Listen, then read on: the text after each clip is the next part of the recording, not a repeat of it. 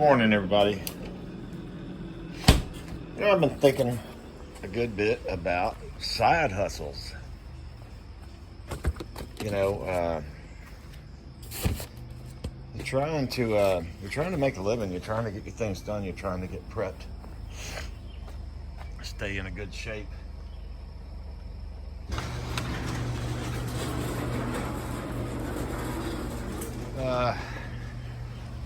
Side hustles. What can we do to do some side hustles? Does anybody have a side hustle? I don't know. I'm thinking about a lot of things right now. Let's get that set right there. You can see my pretty face. And here we go. Off to the workplace on a Thursday. So I had a tree guy out here yesterday. This is what got me thinking about side hustles. Had a tree guy out here yesterday. We had, I think I mentioned it in another video, but we had little RWP's trampoline got squished by a tree falling. And a big old tree, broke in half and fell over and squished his tree. Well, the tree guy, it's actually a customer of mine, a guy I know through my business in the ag industry. And he's a younger guy, younger than me anyway, and by 20 years at least. A sharp guy.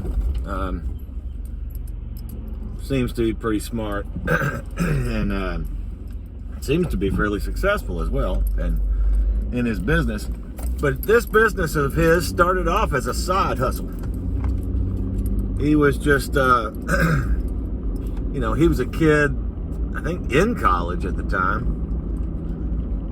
And, started doing basically lawn work and yard work, that kind of thing. And little by little, I think somebody said, well, what about this? I got a tree here, and I got this here, and I got that. And over time, he, I guess, did enough, honed his skills, got out of school, hired some folks, bought some equipment. Seems to have a pretty stout business going on. But at the same time, this very guy, I spoke with him yesterday, he's got side hustles on top of his side hustle turned full-time job. The reason I mention this is because, the more money that we can make, the more income that we can cultivate, that we can bring in, that we can take, the more we can put into preps. And we very well should be putting things into preps. We need to be adding to the preps every day, all day, even more so now. Damn the cost, I realize that the costs right now are stupid, ridiculous comparatively to last year or the year before and so on and so forth. But it doesn't matter unless you're already sitting on 2 or 3 years worth of food, which I am not. Okay.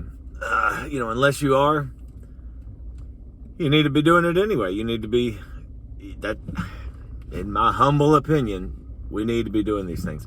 Now, no. Am I? No, I'm not in that position in 2 or 3 years. The position I am in, and I have assessed and continually reassess, this is assuming I have no more mouths than my own family to feed. Okay? This is assuming that I don't have a garden to pull from, although, we're working hard on getting the garden going. This is also assuming I don't have chickens producing eggs and them being meat sources themselves, which I do. I also have, this is also, I am going to consider in my assessment that we do have a water source. We have a well and a pond and, ways to, of course, the well is nice and clean. but if we were to rely on the pond, then I've got ways to purify that water and filter it and etc. So anyway, that being said, my assessment right now, the threesome that is RWP, Mrs. RWP, and little RWP, assuming we didn't have to feed any other mouths, and being prudent with our stock for ourselves, we could go 9 months. I'm going to say maybe a little longer. Maybe when you get right down to it. In fact, I'm just thinking about dry goods, sundry goods, canned goods. But we've got, a deep freeze full, another freezer out in the garage that's full, and then the refrigerator in the house that's full. Now, of course, you kind of tend to assume that in those types of situations, electricity is scarce. Well, I do have a solar generator that could keep them going. So with that, and you would eat that stuff first if you were in a power outage situation, a grid down, EMP, CME type situation. Steve Smith talks a lot about those.